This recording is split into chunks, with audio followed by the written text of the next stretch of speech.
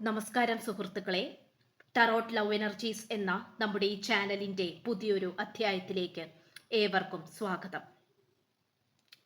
ഇന്നത്തെ നമ്മുടെ വായനയുടെ തലക്കെട്ട് എന്ന് പറയുന്നത് രാത്രികാലങ്ങളിൽ ഈ വ്യക്തി എന്താണ് നിങ്ങളെക്കുറിച്ച് ചിന്തിച്ചു കൊണ്ടിരിക്കുന്നത് എന്നുള്ളതാണ് നമ്മൾ ഇന്ന് വായിക്കാൻ പോകുന്നത്.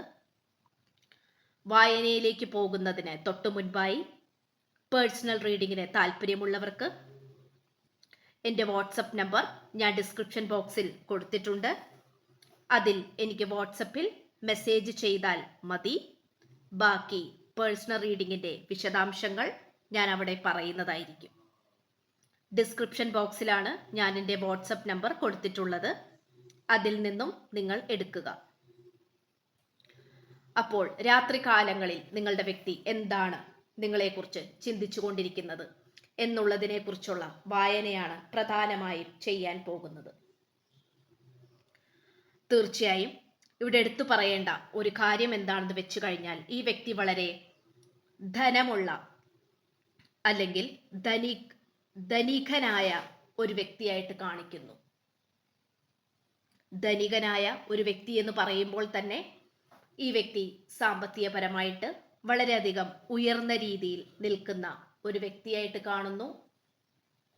അതോടൊപ്പം തന്നെ ഈ വ്യക്തി ചിലപ്പോൾ പാരമ്പര്യമായിട്ടും അല്ലെങ്കിൽ കുടുംബപരമായും വളരെയധികം സ്വത്തുകൾ കൈകാര്യം ചെയ്യുന്ന, സാമ്പത്തികപരമായിട്ടുള്ള വളരെയധികം നേട്ടങ്ങൾ കൈവരിച്ചിരിക്കുന്ന ഒരു വ്യക്തിയായിരിക്കാം.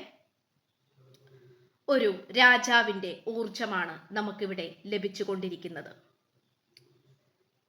അതുകൊണ്ട് തന്നെ ഒരു ധാർഷ്ട്യമായിട്ടുള്ള ഒരു സ്വഭാവമാണ് നമുക്കിവിടെ കാണാൻ സാധിക്കുന്നത്. ഈ വ്യക്തിക്ക് താങ്കളോട് സ്നേഹമുണ്ടെങ്കിൽ പോലും അത് പലപ്പോഴും ആത്മാർത്ഥമായിട്ടുള്ള രീതിയിൽ ഈ വ്യക്തി നിങ്ങളോട് പെരുമാറുന്നതായിട്ട് നമുക്കിവിടെ കാണാൻ സാധിക്കുന്നില്ല. അത് ഈ ഒരു വായന കണ്ടുകൊണ്ടിരിക്കുന്ന നിങ്ങളെ വളരെയധികം സങ്കടപ്പെടുത്തിയിട്ടുണ്ടാകാം. ഈ വ്യക്തിയുടെ ഇത്തരത്തിലുള്ള പ്രവൃത്തികൾ കാരണം പലതരത്തിലും നിങ്ങൾ വേദനിക്കേണ്ടി വന്ന ഒരു സാഹചര്യമായിട്ടും കാണുന്നുണ്ട്. തികച്ചും യാദൃശികമായിട്ടുള്ള, ഒട്ടും തന്നെ മുൻകൂട്ടി വീക്ഷിക്കാൻ പോലും കഴിയാതെ വളരെ അപ്രതീക്ഷിതമായിട്ടാണ് ഈ വ്യക്തിയുടെ കടന്നുവരവ്. ഈ വ്യക്തിയുടെ ജീവിതത്തിലേക്ക് നിങ്ങളായാലും നിങ്ങളുടെ ജീവിതത്തിലേക്ക് ഈ വ്യക്തിയായാലും വളരെയധികം അപ്രതീക്ഷിതമായിട്ടാണ് കണ്ടുമുട്ടിയിട്ടുള്ളത്. ഈ ഒരു വായന കണ്ടുകൊണ്ടിരിക്കുന്ന പ്രേക്ഷകരായ നിങ്ങൾക്ക് ഒരുപാട് പലതരത്തിലുള്ള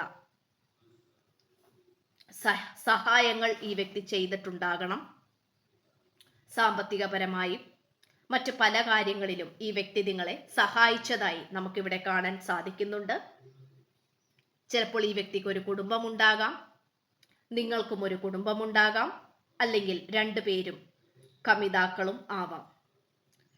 ഏതൊരു അവസ്ഥയിലാണെങ്കിൽ പോലും നമുക്കിവിടെ ഈ വ്യക്തി ഒന്ന് മാറി നിൽക്കുന്നതായിട്ട് കാണാൻ സാധിക്കുന്നുണ്ട്. പക്ഷേ ഈ വ്യക്തിയുടെ മനസ്സിൽ ഒരുപക്ഷെ നിങ്ങൾ രണ്ടുപേരും കമിതാക്കളാണെങ്കിൽ തീർച്ചയായിട്ടും ഈ വ്യക്തിക്ക് നിങ്ങളുമായുള്ള ഒരു കുടുംബജീവിതം തന്നെയാണ് ആഗ്രഹിക്കുന്നത്. പക്ഷേ പല കാര്യങ്ങളിൽ ഈ വ്യക്തിക്ക് വിയോജിപ്പ് പ്രകടിപ്പിച്ച് മാറി നിൽക്കുന്നതായിട്ടാണ് കാണിക്കുന്നത്.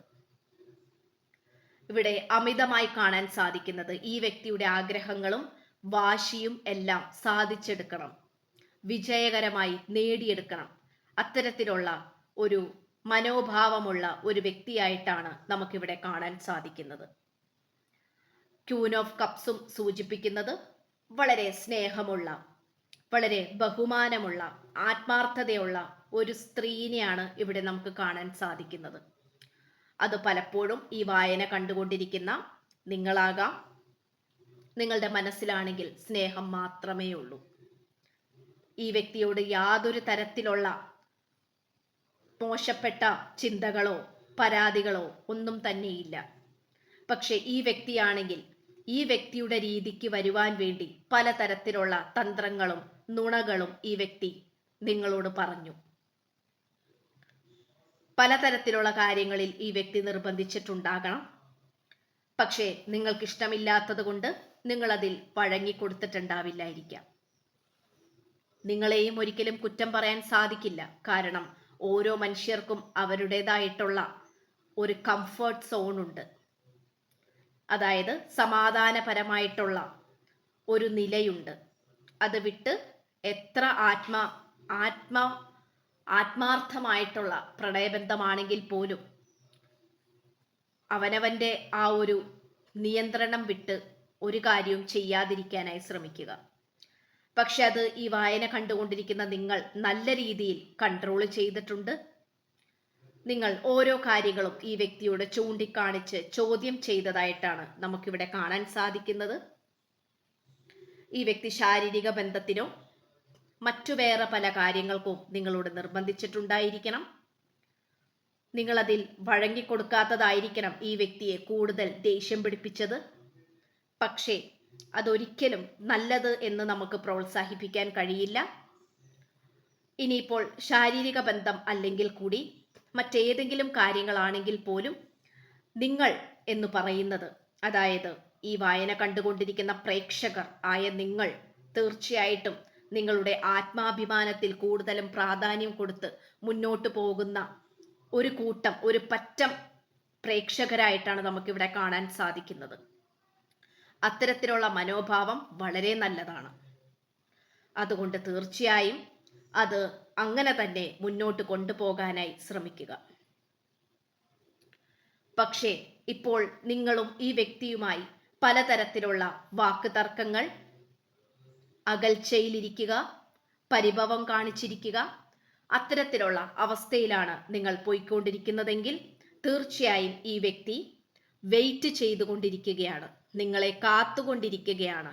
അങ്ങനെയാണ് നമുക്കിവിടെ കാണാൻ സാധിക്കുന്നത്. നിങ്ങൾ അങ്ങോട്ട് വരട്ടെ എന്നുള്ള ഒരൊറ്റ മനോഭാവത്തിലും അത്രത്തോളം വാശിയേറിയ ഒരു പോരാട്ടത്തിലാണ് ഈ വ്യക്തി ഇപ്പോൾ പോയിക്കൊണ്ടിരിക്കുന്നത്.